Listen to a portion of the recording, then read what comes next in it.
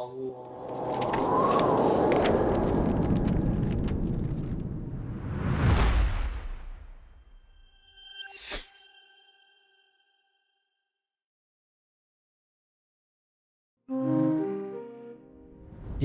Allah's mercy has encompassed all things, and Allah is the greatest. Allahu Akbar.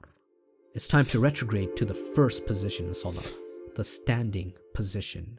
And it's not just any standing position, but the Maqam Ibrahim as a Musalla. A'udhu billahi minash shaitanir rajim. Bismillahir rahmanir rahim. Now, remember, Allah's testament with Father Abraham that we saw in the previous video involves intercession based on the importance of Salah, which was repeated 3 times therein. This means the Salah is a form of intercession authorized by Allah. In other words, the Salah is an intercessory prayer based on the instructions given to Father Abraham in his testament with Allah. This is why Allah is clearly commanding us to take a specific Salah position in Surah 2 verse 125 based on Father Abraham. Therefore, let's carefully reanalyze a few specific words in Surah 2 verse 125 where Allah's testament with Father Abraham began, because it has been misinterpreted by almost every translator. Since there was already a video about this, I will only give emphasis on points that were not mentioned in the first Salah video and refer all other points back to that video. It first starts by saying, وَإِذْ جَعَلْنَا الْبَيْتَ مَثَابَةً لِلنَّاسِ وَأَمْنًا. And when we made the house a place of return, focal point, for mankind and security.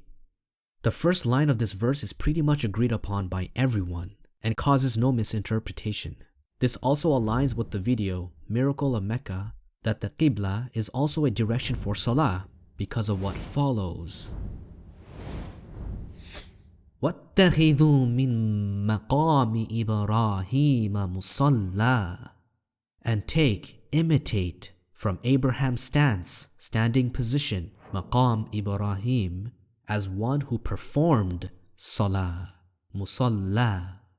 I clearly explained this in the video, the first position of Salah, Abraham's standing position. And I showed in that video that the Maqam Ibrahim, Abraham's standing position or Abraham's stance, is a well-known solid stone with 2 of Father Abraham's footprints close to each other. Maqam literally means a standing place or position, but also everything you see here depending on context. It derives from the root word of the verb to stand, qama. Maqam also denotes a high rank, a high position. And as we saw earlier, Father Abraham ﷺ is the best human example and passed the most difficult test, and he is the close friend of Allah. Allah informs us in Surah 3 verse 96 to 97 that there are signs of supreme evidences, ayatu bayyinat, that you are at Allah's house, Maqamu Ibrahim, and that you are in security. Once you are there, no harm can happen to anyone unless Allah wills it. Clear signs. Now, this is not an issue for most except for those who think Mecca is not the correct location of the Kaaba. Once again, I made a video proving that Mecca is the correct location of the Kaaba and not Jerusalem nor Petra through the Quran. Hence, the Maqam Ibrahim is a supreme, verifiable, existing evidence that you are at Allah's house. Whether you believe that the Maqam Ibrahim is 2 footprints or not, Maqam clearly means a standing position in this context, which these 2 footprints perfectly illustrate and match the Quranic description in Surah 2 verse 125 and Surah 3 verse 97. The Maqam Ibrahim is also describing to us a perfect standing position. This is not showing us a sitting position, obviously. One thing most take for granted is that we humans are built in with a very difficult dynamic control problem solved for us when we're walking, and specifically when our knees are fully extended at singularities, quantities approaching infinity. And that is when we stand straight. As simple as this position looks, humanoid robots cannot do this. That's why humanoid robots always keep their knees at a bent angle so that they do not collapse and fall down. They are not standing perfectly straight. In other words, standing straight is a proof of perfect design. As said in Surah 95 verse 4. Most definitely, we created mankind in the most excellent stature, straightness, mold, taqweem. The Maqam Ibrahim is the symbol of the perfect stance, 2 feet close together. This is the perfect straight stance, the symbol of singularity, the symbol of infinity, standing straight, mustaqim. Indeed, Allah is the best of the creators, and He has commanded us to imitate from the Maqam Ibrahim, standing straight, the most excellent stature. The Maqam Ibrahim is also demonstrating a military stance, and this represents loyalty, order, command, and obedience, discipline. A true servant of Allah, a true soldier of Allah, to obey, serve, and worship Allah alone. And this is the initiation of Salah from Abraham's standing position. Now, how does this connect with Salah? That is the key question, and the answer is said after what follows Maqami Ibrahim in Surah 2 verse 125. وَاتَّخِذُوا مِن مَقَامِ إِبْرَاهِيمَ مُصَلَّى. So after what follows Maqami Ibrahim is the Arabic word Musalla. This is where I'll draw your attention to and emphasize the Arabic grammar of Musalla, because it was not mentioned in the first Salah video. Arabic grammar is part of the solution to understanding the meaning of this Arabic word, and it requires intermediate Arabic knowledge regarding active participles and passive participles of defective verbs in form 2. Musalla is a defective form 2 passive participle. Defective form 2 passive participles or active participles are derived from defective verbs whose last radical are either a waw or a ya letter. Musalla's triliteral root is sad lam waw, thus making it defective, and it's the same root of the noun salah. So to better understand what a passive participle is, you need to know what an active participle is. This will then prove that musalla is strictly related to performing salah with physical motions, and it will stomp all those who are in doubt regarding this Arabic word. The active participle is essentially an adjective closely related in meaning to the meaning of the verb, depending on their forms 1 to 10. That is mandatory to keep in mind. However, active participles are also often used as nouns. Now that you are aware of how active participles are derived from, all form 2 active participles are formed with the prefix mu, the mim, like this, placed before the imperfect stem of the verb, the present tense.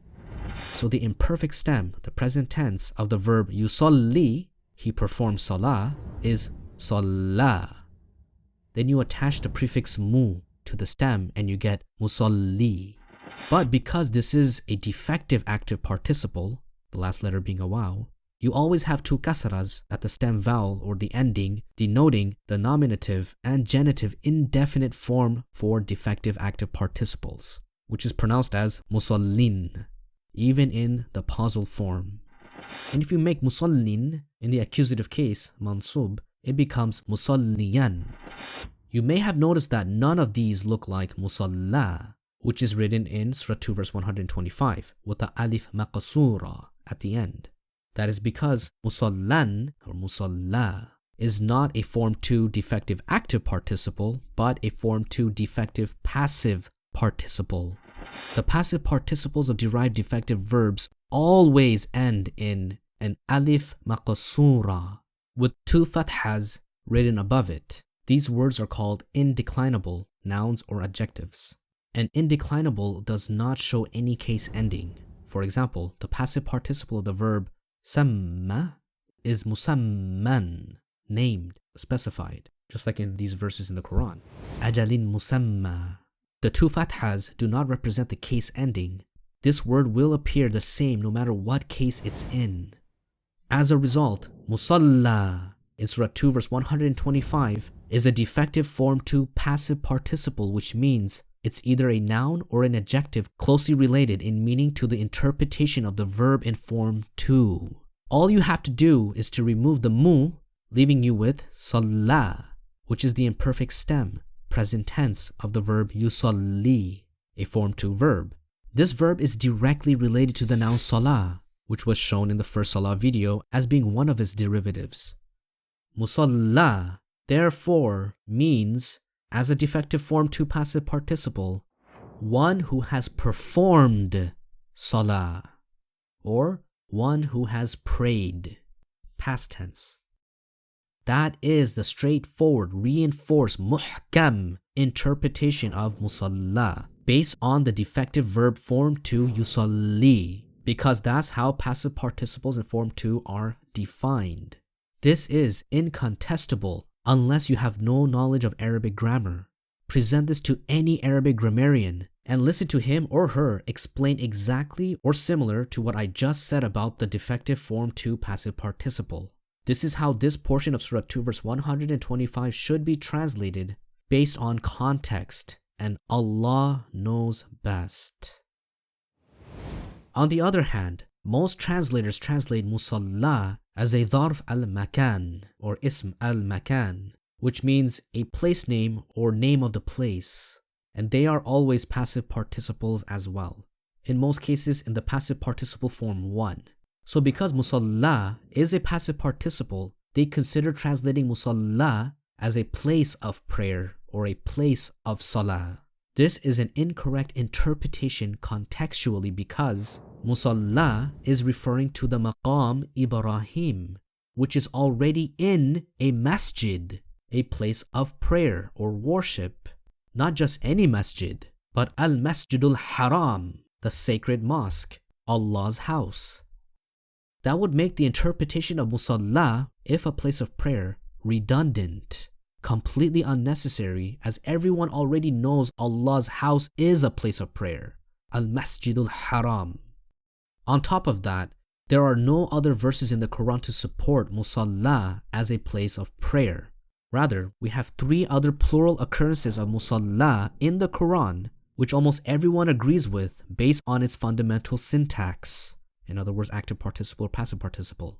And this brings us to the final point regarding musalla's definition. How do we make the defective form 2 passive participle musalla in plural? The answer is very simple. The form 2 active participle and passive participle, or any other form, always takes regular masculine plural endings and not broken plural. So, the form 2 passive participle musalla in the plural is al-musallain or al-musallin as an active participle, present tense, both in the accusative or genitive case. Their rasam is identical, but they are pronounced slightly differently, one indicating the past tense al-musallain and the other the present tense al-musallin. They are both technically the plural of musalla, just different tenses. Al-musallin, the present tense, is mentioned in the Quran in 3 different verses, and they apply the exact same rule in meaning, which its interpretation is closely related to the definition of the verb in form 2, from yusalli, that we already established, and all 3 occurrences of al-musallin is directly referring to those who perform salah, present tense. Now, you should be sure that musalla and musallin are the exact same Arabic word, but one is in the singular as a passive participle, musalla, and the others are in plural as active participles, al-musallin. And if you're wondering why I'm being repetitive, is because such a simple and common Arabic notion has been overlooked and misunderstood. Yet it is the key argument that proves the salah instructions are found in the Quran. It's so simple that the experts fail to notice it, or they are purposely hiding this.